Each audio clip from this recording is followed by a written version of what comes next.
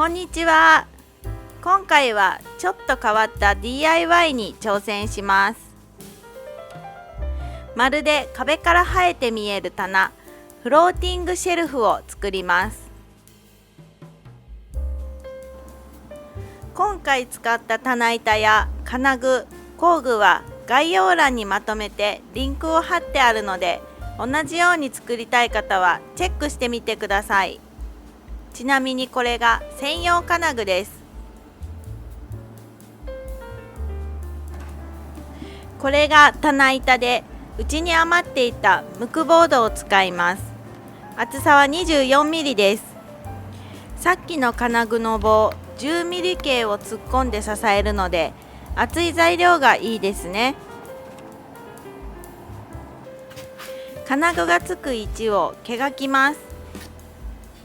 ちなみにこのマーキングゲージも DIY しているので、よかったらご視聴ください。金具の棒の位置は記載がなかったので、適当に端から7センチにしました。棒から棒の推奨ピッチなどの記載もなかったので、適当に私たちは70センチの棚で2個金具を使いました。重いものを置かなければ適当で大丈夫かなと思います。切りのサイズは 10mm です。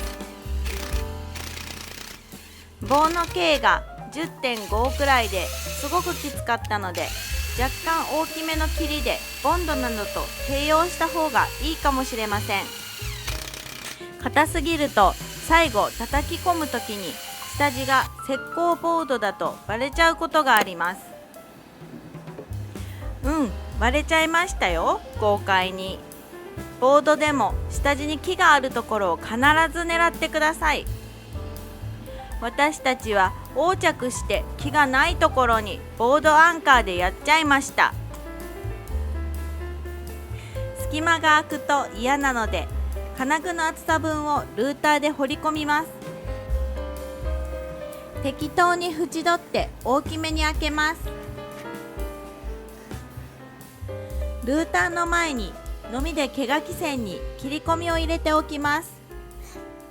そうすることでフリーハンドでもある程度の形に彫れます。のみは小さいしガタガタですけど、見えないところなので気にしないでください。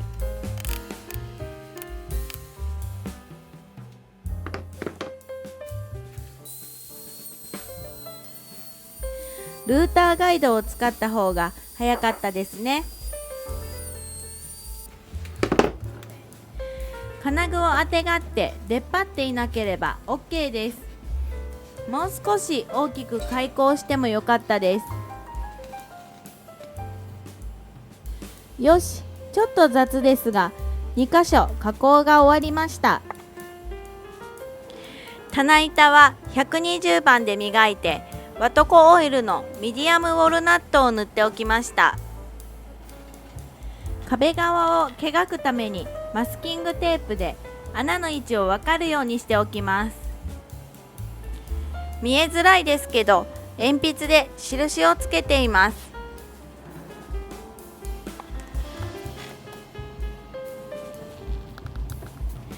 取り付ける場所は玄関入ってすぐのデッドスペースです。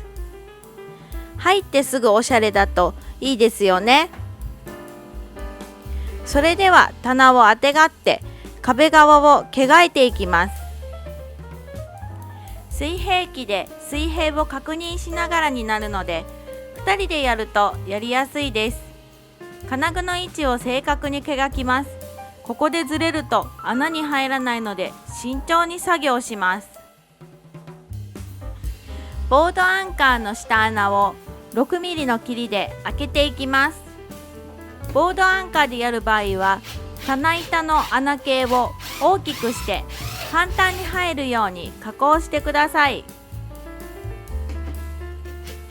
右は木材が奥にあったので、そのまま木ネジでいきます。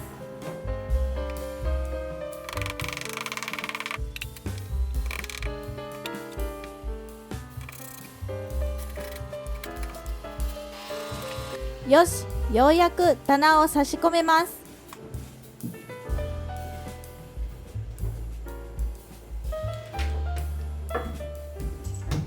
左右交互にゆっくり叩き入れます。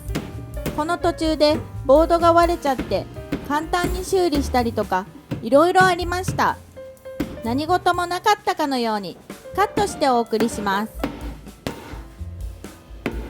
このカット割りから右側のボード側が割れて簡易修理してます。